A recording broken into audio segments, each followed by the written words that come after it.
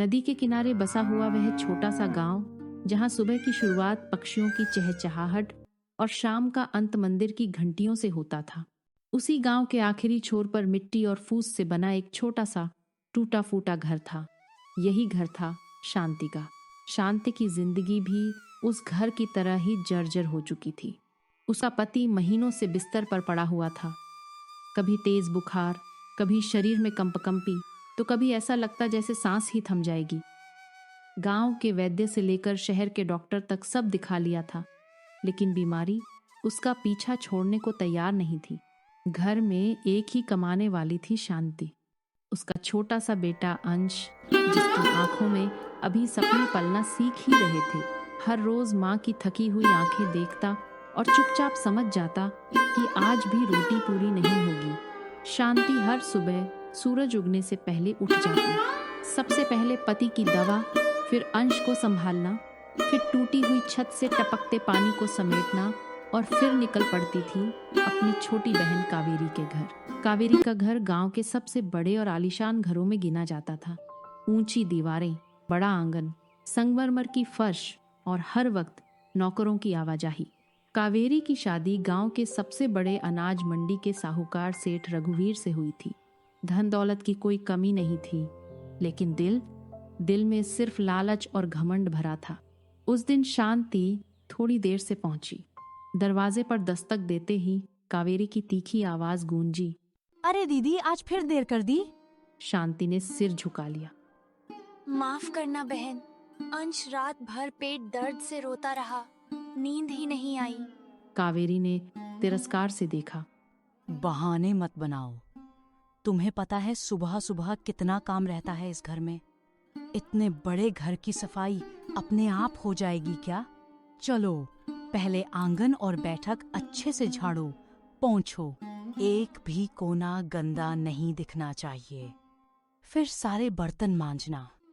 और हाँ, काम में कोई कमी नहीं होनी चाहिए। शांति बिना कुछ बोले काम में लग गई। उसके हाथ झाड़ू चला रहे थे, लेकिन दिल में एक ही चिंता थी। आज अंश ने ठीक से कुछ खाया भी नहीं। काम खत्म होने पर कावेरी बोली, अच्छा, ये चावल देख रही हो? इनमें से अच्छे दाने अलग करो। टूटे फूटे चावल मेरे घर में नहीं पकते। शांति जमीन पर बैठ गई, एक एक दाना चुनने लगी। उसके मन में बस एक उम्मीद थी, शायद आज कुछ अच्छा मिलेगा। काम खत्म हुआ। शांति घर जाने लगी तो कावेरी ने उसे रोका। रुको दीदी। शांति की आंखों में उम्मीद चमकी, लेकिन अगले ही पल, ये लो, टूटे फूटे चावल मेरे घर के किसी काम के नहीं। तुम्हारे घर तो चल ही जाएंगे। शांति ने चावल थैली में रखे। आंखें भर आईं, लेकिन शिकायत एक शब्द भी नहीं। घर पहुंचकर शांति ने वही चावल पकाए। बीमार पति ने कमजोर आवाज में पूछा, आज क्या लाएं? शांति मुस्कुरा दी। आज भी भगवान का दिया है। अंश चुपचाप खा रहा था। अगली सुबह फिर वही सिलसिला शुरू हुआ। शांति सूरज निकलने से पहले उठी, पति की दवाइयां दी, अंश को सुला और मन को पत्थर बनाकर कावेरी के घर की ओर चल पड़ी। आज वह समय से पहले पहुंच गई थी। दरवाजे पर दस्तक हुई। कावेरी ने बाहर झांक कर देखा और व्यंग्य से बोली, अरे दीदी, आज तो जल्दी आ गई। अच्छा है, आज बहुत काम है। शांति ने हल्की आवाज में कहा। हाँ बहन, आज सब जल्दी निपटा दूंगी। कावेरी ने हाथ नचाते हुए कहा, सुनो, आज मुझे मछली खाने का बहुत मन है। मेरे पति को भी आज स्वादिष्ट खाना चाहिए। पहले झाड़ू पोछा, फिर बर्तन, और फिर रसोई में जाकर मछली बनाना। मसाला अच्छे से पीसना। मछली एकदम लाजवाब होनी चाहिए। शांति ने बिना कुछ कहे झाड़ू उठा ली। आंगन, बैठक, कमरे, एक एक जगह चमकने लगी। कावेरी आराम से पलंग पर बैठी चाय पी रही थी। उसकी नजर हर वक्त शांति पर थी। अरे, कोने में धूल रह गई है। बर्तन ठीक से मांजना, दाग नहीं दिखना चाहिए। शांति की उंगलियां पानी में गलने लगी, लेकिन वह चुप रही। दोपहर होते होते शांति रसोई में बैठी। पत्थर पर मसाले कूटते हुए उसके हाथ कांप रहे थे। आंखों के सामने बस एक ही चेहरा घूम रहा था, अंश। आज अगर थोड़ा भी मछली मिल जाए तो मेरा बेटा कितनी खुशी से खाएगा। कावेरी रसोई में आई। वाह, आज तो खुशबू ही बता रही है कि मछली कितनी बढ़िया बनी है। आज तो मेरे पति बहुत खुश होंगे। सेठ रघुवीर आए। आराम से बैठकर दोनों पति पत्नी ने मछली खाई। आज खाना बहुत स्वादिष्ट है। सेठ ने कहा। कावेरी ने गर्व से शांति की ओर देखा, मानो कह रही हो, देखा, तेरी औकात बस यही है। शांति दूर खड़ी सब देखती रही। उसकी आंखों में आंसू थे, लेकिन दिल में उम्मीद। शायद आज शाम को काम खत्म हुआ। शांति घर जाने लगी। कावेरी ने आवाज दी, रुको दीदी, शांति के कदम ठिठक गए। आज तुम्हारे लिए भी कुछ है। उसका दिल तेज धड़कने लगा, लेकिन अगले ही पल, ये लो, कल रात का बचा हुआ चावल और गली सड़ी सब्जी मेरे घर में पड़ी थी। तुम अपने घर ले जाकर गर्म कर लेना। शांति ने थैली ली, सिर झुका लिया। उसकी आंखों से एक आंसू गिरा और मिट्टी में समा गया। घर पहुंची तो अंश दरवाजे पर बैठा था। माँ, आज क्या लाई? उसकी आंखों में चमक थी। शांति ने मुस्कान ओढ़ ली। आज भी भगवान का दिया है बेटा। अंश ने बिना सवाल किए खाना खा लिया। शांति उस रात देर तक रोती रही। हर सुबह काम, अपमान, उम्मीद। हर शाम बासी खाना, टूटा आत्मसम्मान। शांति अब थक चुकी थी।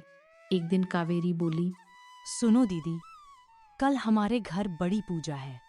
मेरे पति को व्यापार में बहुत बड़ा लाभ हुआ है। पूरा गांव आएगा। ढेर सारी मिठाइयाँ और पकवान बनेंगे। तुम सुबह सुबह जल्दी आ जाना। शांति ने सिर हिलाया, ठीक है बहन। लेकिन उसके दिल में एक अजीब सी टीस उठी। उस रात शांति को नींद नहीं आई। एक ओर पति की धीमी सांसों की आवाज, दूसरी ओर बेटे अंश की मासूम बातें उसके कानों में गूंज रही थीं। माँ, कल मौसी के घर मिठाई बनेगी ना? तुम मेरे लिए जरूर लाना। शांति छत की दरारों को घूरती रही। उसे पता था कावेरी ने पूरे गांव को बुलाया है, लेकिन उसे और उसके बेटे को नहीं। अगली सुबह शांति बहुत जल्दी उठ गई। उसने चूल्हा जलाया, बासी आटे से रोटी बनाई, पति को दवा दी। अंश जाग गया। माँ, आज तुम इतनी सुबह क्यों उठ गई? उसने आंखें मलते हुए पूछा। शांति ने झूठी मुस्कान ओढ़ ली। बेटा, आज मौसी के घर बड़ा काम है। तू पिताजी का ध्यान रखना। अंश थोड़ी देर चुप रहा, फिर बोला, माँ, मौसी ने मुझे बुलाया है ना? आज तो मिठाई बनेगी। शांति का दिल जैसे किसी ने मुट्ठी में कस लिया। बेटा, पिताजी अकेले रह जाएंगे।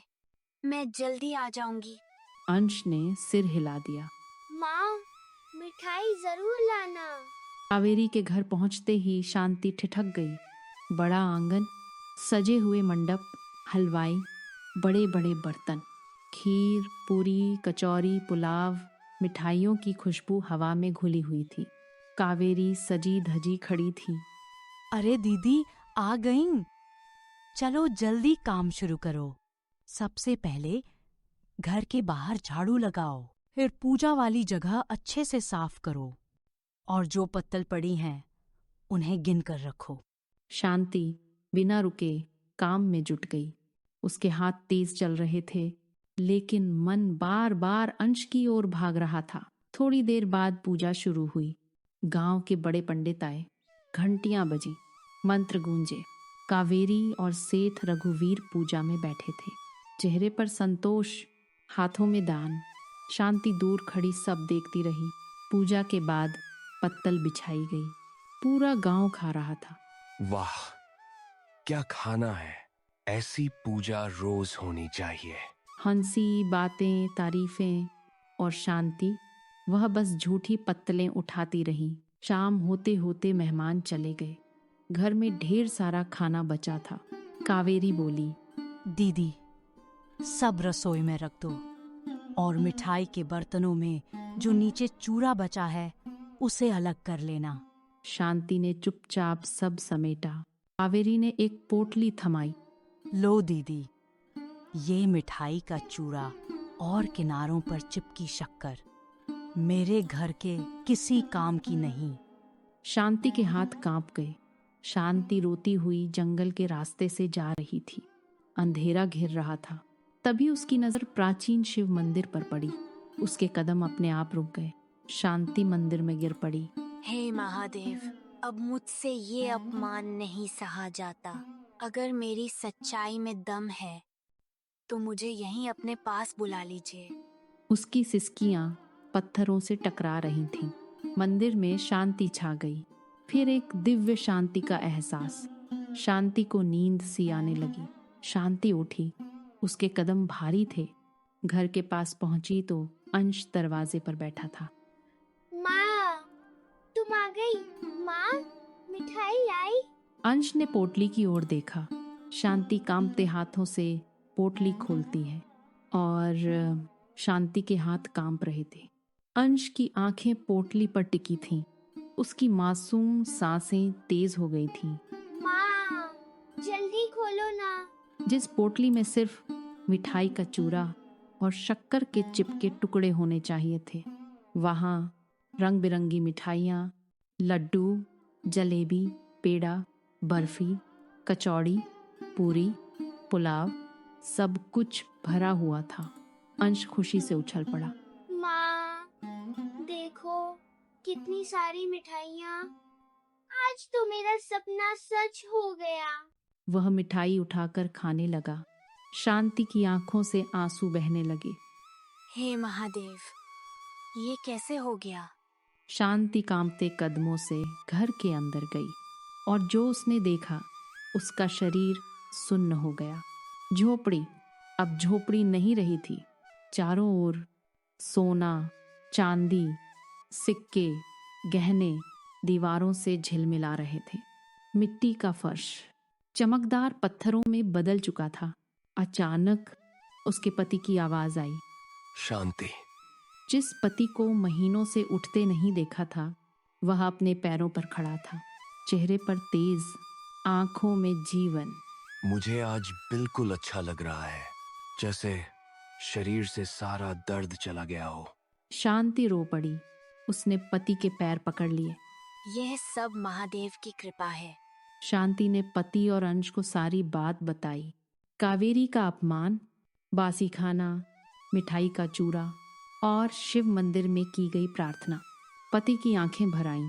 तुमने बहुत सहा है। महादेव न्याय करते हैं। अगले ही दिन पूरा गांव हैरान था। शांति ने नया, सुंदर, बड़ा घर खरीदा।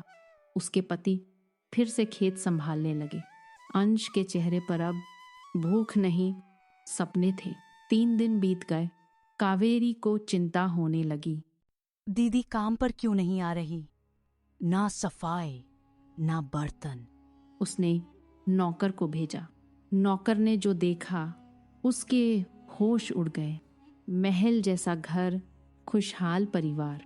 वह भागता हुआ कावेरी के पास पहुंचा। मालकिन, आपकी बहन तो बहुत अमीर हो गई है। कावेरी का चेहरा लाल हो गया। ये कैसे हो सकता है? मैं तो उसे चूरा देकर भेजती थी। उस रात नींद उसकी आंखों से गायब थी। अगले दिन कावेरी शांति के घर पहुंची। दीदी, तुम इतनी अमीर कैसे बन गई? शांति ने शांत स्वर में कहा। महादेव ने सब देखा।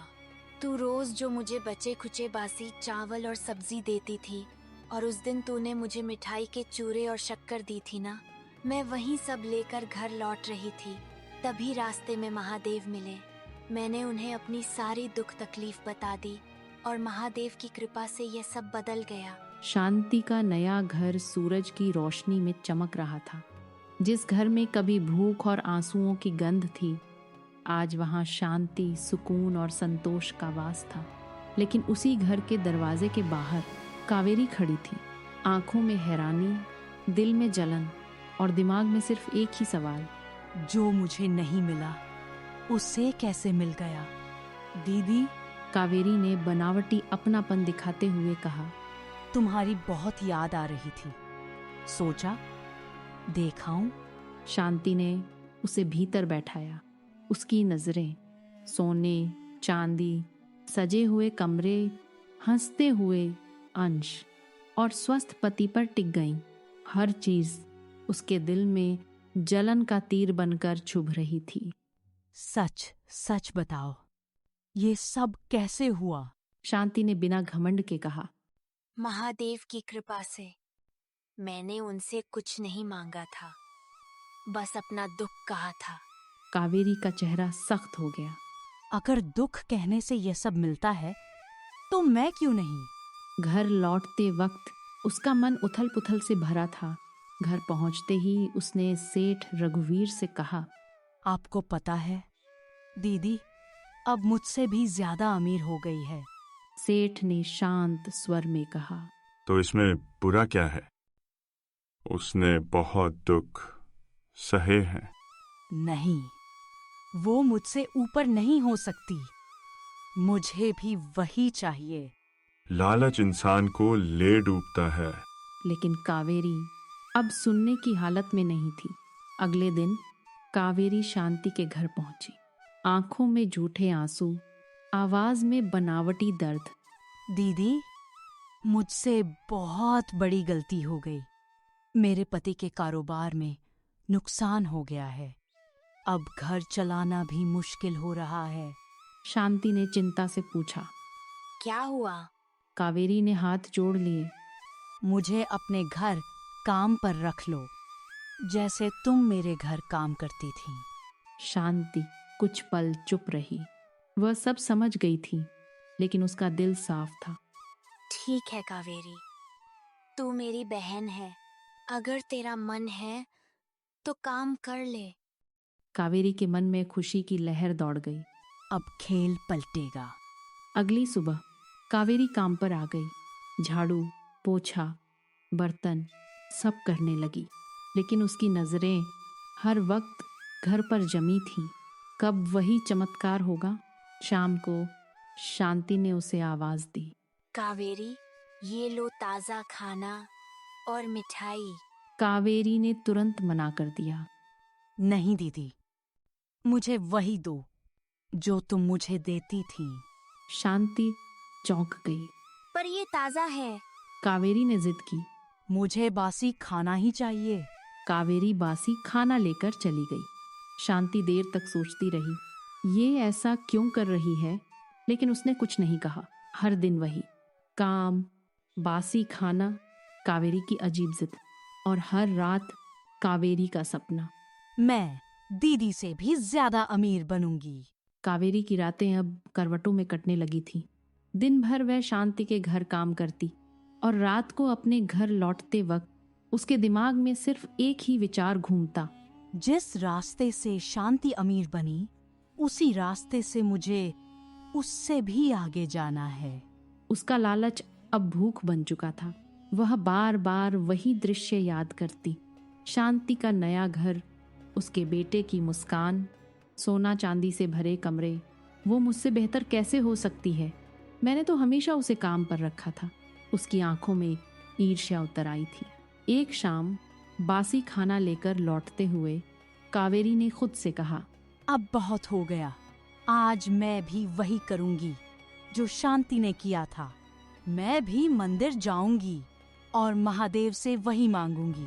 उसके कदम तेज हो गए। रात गहरी हो चुकी थी। जंगल का रास्ता सन्नाटे में डूबा था। हवा में अजीब सी सनसनाहट थी। उसी रास्ते पर वह प्राचीन शिव मंदिर खड़ा था, जहां शांति की किस्मत बदली थी। कावेरी की सांसें तेज थीं। वह मंदिर के भीतर गई। दिए की लौ कांप रही थी। उसने शिवलिंग के सामने सिर पटक दिया। हे महादेव, मैं बहुत दुखी हूँ। उसकी आवाज में सच्चाई नहीं थी, सिर्फ लालच था। मैं रोज अपनी बड़ी बहन के घर काम करती हूँ। वो मुझे कभी अच्छा खाना नहीं देती। हमेशा बासी और सड़ा हुआ खाना थमा देती है। मैं इस दुखी जीवन से तंग आ चुकी हूँ। आप मुझे यहीं डस लीजिए। उसने वही शब्द दोहराए जो शांति ने कहे थे, लेकिन भाव नहीं थे। अचानक मंदिर में भारी गूंजती हुई आवाज फैली। मूर्ख स्त्री, कावेरी कांप उठी। तू झूठ बोल रही है। तेरे मन में भक्ति नहीं, लालच है। मुझे सब पता है। तेरी बहन ने तुझे हमेशा ताजा भोजन दिया। तू ही जानबूझकर बासी खाना मांगती रही। नहीं महादेव, मुझे माफ कर दीजिए। मैं लालच में अंधी हो गई थी। उसने हाथ जोड़ लिए। मैं तुझे नहीं मारूंगा, पर तेरे कर्मों का फल मिलेगा। तू गरीब बनकर आई थी ना, अब कुदरत तुझे असली गरीबी दिखाएगी। आज से तेरा आलीशान घर एक झोपड़ी में बदल जाएगा। तेरा सोना, चांदी, धन दौलत ईंट पत्थर बन जाएंगे और तू समझेगी कि लालच क्या होता है। कावेरी बदहवास होकर मंदिर से भागी। उसका शरीर कांप रहा था, दिल बैठा जा रहा था। कावेरी अपने घर के मलबे के बीच बैठी थी। जहां कभी संगमरमर की फर्श चमकती थी, आज वहीं कच्ची मिट्टी और टूटे पत्थर पड़े थे। जहां कभी जेवरों की खनक गूंजती थी, आज वहां सन्नाटा और पछतावा था। उसकी आंखें सूख चुकी थीं, आंसू भी जैसे उसे छोड़ चुके थे। सेठ रघुवीर देर तक चुप रहा, फिर भारी आवाज में बोला, कावेरी, तुम्हारे लालच ने मेरी जिंदगी की कमाई मिट्टी में मिला दी। मैंने मेहनत से सब कमाया था, पर तुम्हारी जलन ने सब छीन लिया। कावेरी जमीन पर गिर पड़ी। मुझे माफ कर दीजिए, मैं अंधी हो गई थी। लेकिन अब शब्दों की कोई कीमत नहीं बची थी। सेठ रघुवीर ने उसका साथ छोड़ दिया। वह अपनी मेहनत दोबारा शुरू करने निकल पड़ा। कावेरी अकेली रह गई, गरीबी, भूख और पछतावे के साथ। उधर शांति को सब कुछ पता चल चुका था। गांव के लोग तरह तरह की बातें कर रहे थे। कुछ ने कहा, अच्छा हुआ। लेकिन शांति का मन शांत था। एक दिन कावेरी कांपते कदमों से शांति के घर पहुंची। दरवाजे पर अंश खेल रहा था। दीदी, उसकी आवाज कांप रही थी। मुझे माफ कर दो। मैंने बहुत बड़ा पाप किया। मैंने तुम्हें अपमानित किया। लालच में अंधी हो गई। शांति ने उसे देखा। उसके मन में कोई नफरत नहीं थी। कावेरी, महादेव ने न्याय किया है। अब हमें उनके फैसले को स्वीकार करना चाहिए। मैं तुझे शाप नहीं दूंगी, पर तुझे अपने कर्मों से सीख लेनी होगी। शांति ने कावेरी को काम करने का मौका दिया, लेकिन इस बार सम्मान के साथ। कोई बासी खाना नहीं, कोई अपमान नहीं। समय बीतता गया। कावेरी ने मेहनत सीखी, लालच छोड़ा, आंखें झुकाकर जीना सीखा। और शांति, वह आज भी शिव मंदिर जाती थी, कभी मांगने नहीं, सिर्फ धन्यवाद देने। लालच इंसान को ऊपर नहीं, नीचे गिराता है। Subscribe to our channel for more exciting stories. And don't forget to like, share, and comment.